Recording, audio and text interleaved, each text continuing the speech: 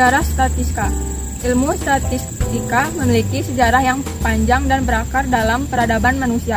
Sejak zaman sebelum Masehi, bangsa-bangsa di Mesopotamia, Mesir, dan Cina telah mengumpulkan data statistik untuk menentukan pajak yang harus dibayar oleh penduduk dari hasil pertanian yang diproduksi. Pada abad pertengahan, lembaga gereja memulai menggunakan statistika untuk mencatat jumlah kelahiran, kematian, dan pernikahan. Konsep statistika pertama kali diperkenalkan oleh Aristoteles dalam bukunya Politeia, di mana ia menjelaskan data mengenai 158 negara yang disebut sebagai statistika. Di Inggris, pada abad ke-17, istilah statistika dikenal sebagai political arithmetic. Kemudian pada abad ke-18, istilah ini dipopulerkan oleh Sir John Sinclair dalam bukunya Statistical Account of Scotland pada tahun 1791 sampai 1759, setelah sebelumnya diperkenalkan oleh ahli hitung asal Jerman, Gottfried Achenwald.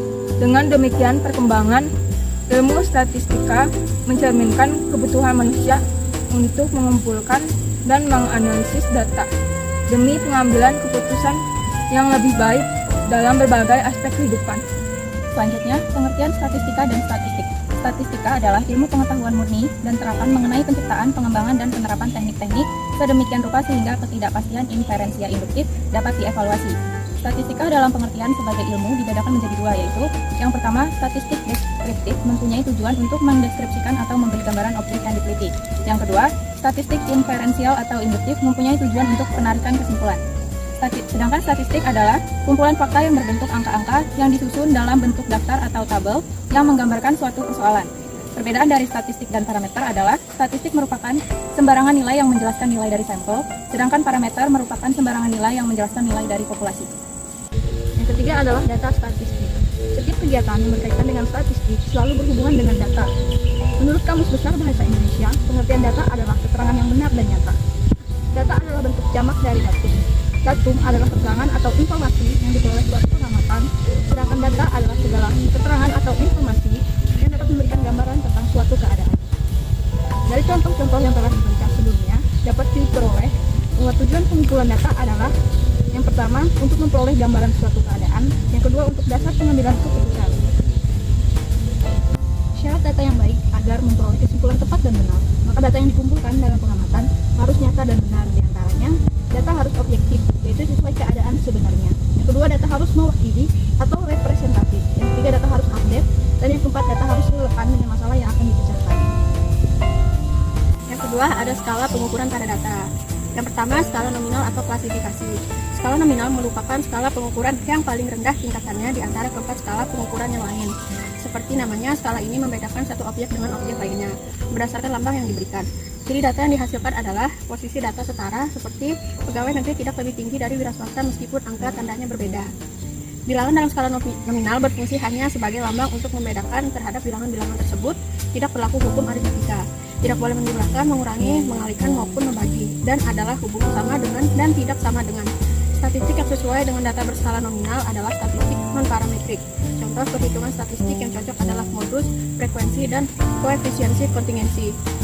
Yang kedua, ada skala ordinal atau ranking. Skala pengukuran berikutnya adalah skala pengukuran ordinal. Skala pengukuran ordinal mempunyai tingkat yang lebih tinggi daripada skala pengukuran nominal. Dalam skala ini terdapat sifat skala nominal, yaitu membedakan data dalam berbagai kelompok menurut lambang, ditambah dengan sifat lain, yaitu bahwa satu kelompok yang terbentuk mempunyai pengertian lebih, seperti lebih tinggi atau lebih besar dari kelompok lainnya. Oleh karena itu, dengan skala ordinal, data atau objek memungkinkan untuk diurutkan atau dirankingkan. Yang kemudian ada skala interval. Skala pengukuran interval adalah skala yang mempunyai semua sifat yang dipunyai oleh skala pengukuran nominal dan ordinal ditambah dengan satu sifat tambahan.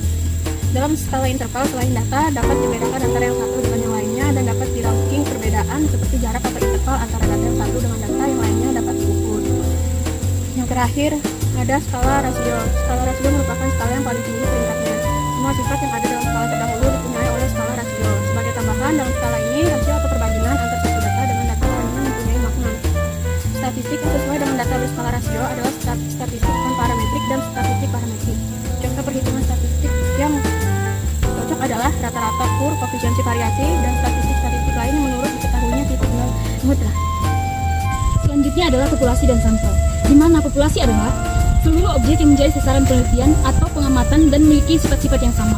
Sedangkan sampel adalah bagian dari populasi yang diambil untuk dijadikan objek pengamatan langsung dan dijadikan dasar dalam pengambilan kesimpulan.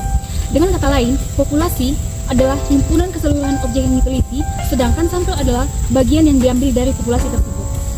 Selanjutnya dapat kita dengarkan contoh-contoh populasi dan sampel. Salah satunya untuk mengetahui prestasi matematika SMP kelas 9 di DKI Jakarta, dicatat prestasi dari beberapa sekolah di masing-masing kota madya seperti Jakarta Pusat, Jakarta Selatan, Jakarta Barat, dan Jakarta Timur.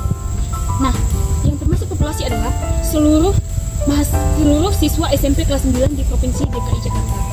Sedangkan sampel adalah siswa SMP kelas 9 dari beberapa sekolah di masing-masing kota.